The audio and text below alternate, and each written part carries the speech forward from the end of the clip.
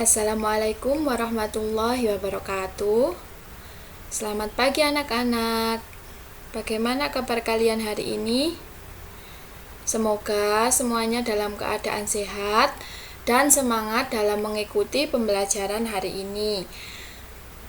Nah, untuk pertemuan hari ini kita akan belajar tentang materi atau melanjutkan materi pada pertemuan sebelumnya, yaitu tentang sistem pernafasan manusia.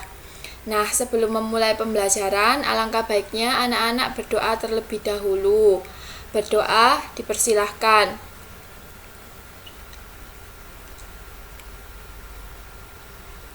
Berdoa diakhiri.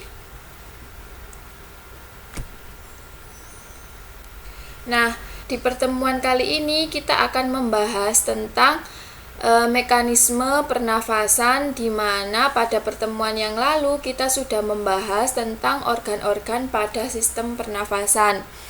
Nah, mekanisme pernafasan atau proses pernafasan itu meliputi inspirasi dan juga ekspirasi, di mana inspirasi merupakan proses masuknya udara ke dalam tubuh kita atau oksigen ke dalam tubuh kita. Sedangkan ekspirasi merupakan proses keluarnya udara dari tubuh kita.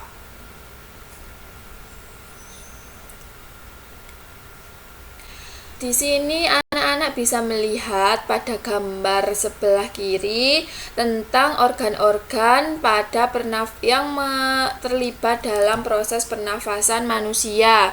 Ada rongga hidung, ada rongga mulut, laring, kemudian faring, ada trakea, kemudian ada paru-paru, ada bronkus, bronkeolus, kemudian alveolus. Nah, yang akan kita bahas yang pertama yaitu proses pernafasan manusia yang pada inspirasi atau masuknya udara ke dalam tubuh.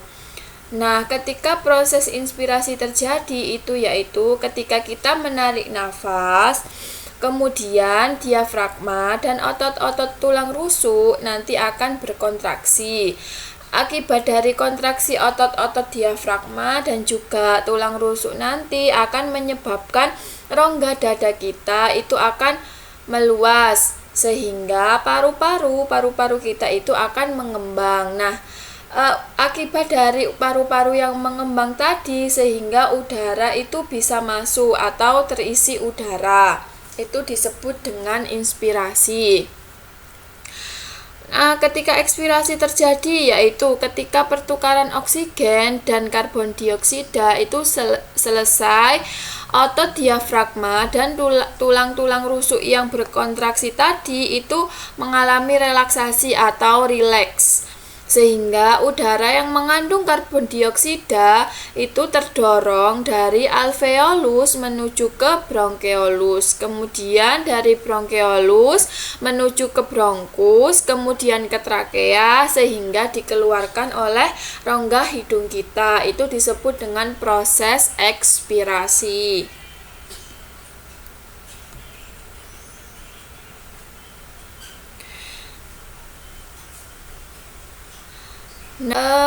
Ada beberapa gangguan yang bisa terjadi pada sistem pernafasan kita. Yang pertama yaitu asma. Nah, asma itu penyempitan saluran pernafasan. Kemudian atau influenza atau flu yang biasanya kita alami.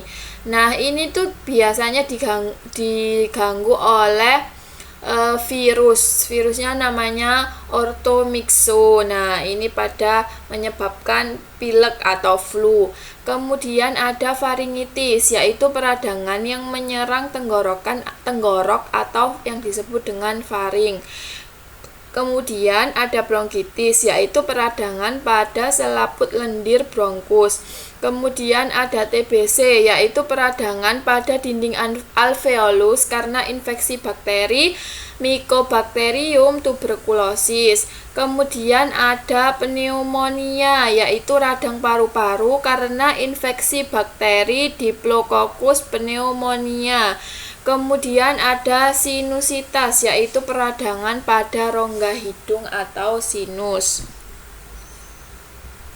Nah, upaya yang bisa kita lakukan untuk menjaga kesehatan sistem pernafasan kita, yang pertama yaitu menjaga kebersihan udara, misalnya dengan menanam pohon sehingga pertukaran oksigen dan karbon dioksidanya itu baik. Kemudian olahraga rutin dan juga teratur sehingga oksigen di pada aliran darah itu nanti bisa lancar. Kemudian asupan makanan yang bergizi, kemudian juga berhenti merokok, kemudian menghindari asap rokok dan juga mencuci tangan dengan sabun dan air agar terhindar dari virus dan bakteri yang dapat menyebabkan gangguan pada sistem pernafasan kita.